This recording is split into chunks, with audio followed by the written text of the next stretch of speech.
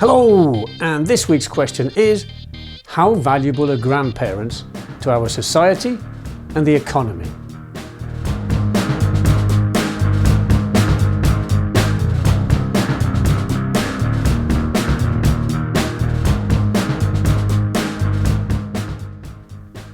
As you can probably imagine, I didn't take this week's photos. Presumably, it was my dad who took the snaps, while it was my mom, who had worked as a secretary before having kids, who diligently wrote the date, place and people on the back of each photo. On the right, I'm cradled in the arms of Granny Hextall, and on the left, Granny and Grandad stand proudly beside their grandchildren. These were the terms we used to describe them, and in a way reflect how often we saw them. Granny Hextall, long widowed, my paternal grandfather, Robert Frederick Hextall, had died before my parents even met, lived on the other side of the country, so we didn't see her as much as the Chamberlain side of the family that lived nearby, and with whom we spent much more time. I didn't have a particularly close relationship with my grandparents, mainly due to age, they were nearly 70 when I was born, and distance. Granny and Grandad lived near, but not in Wolverhampton, and Suffolk, where Granny Hextall lived, was over a 4-hour drive away. But I do have fond memories of being plonked down in front of the telly to watch the Saturday afternoon sports programmes when we visited Granny and Grandad, presumably so that I wouldn't disturb the adults as they chatted. And I loved trying to get Kojo the parrot to talk when we spent our summer holidays in a house near Granny Hextall's. But the less said about the outside toilet, the better. Why all this nostalgia?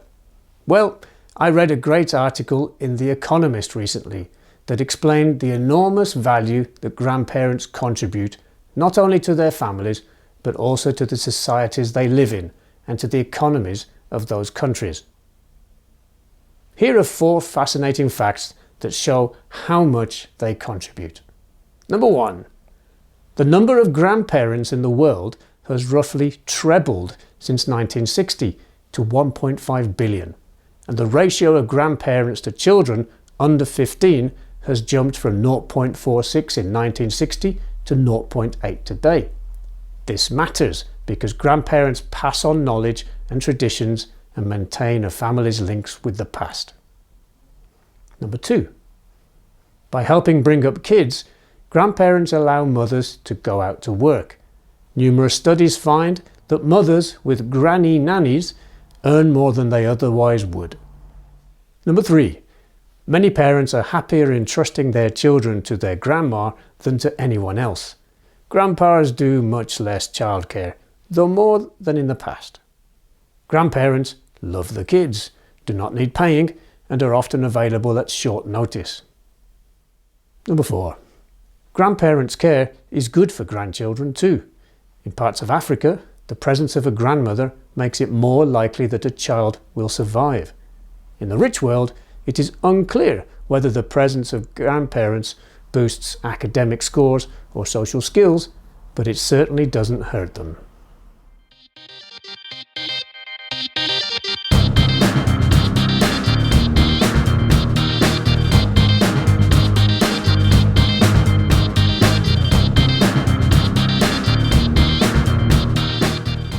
Let's chat about the pictures and those ideas. Number 1. Describe the pictures in as much detail as possible. Number 2. How would you describe your relationship with your grandparents? Are or were you close? Number 3. How would life be or have been different without them? What have they given you? Number 4.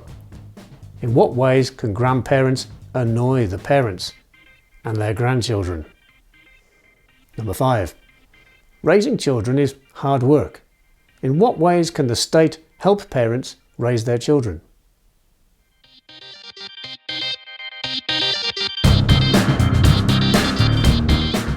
And here's an activity for you.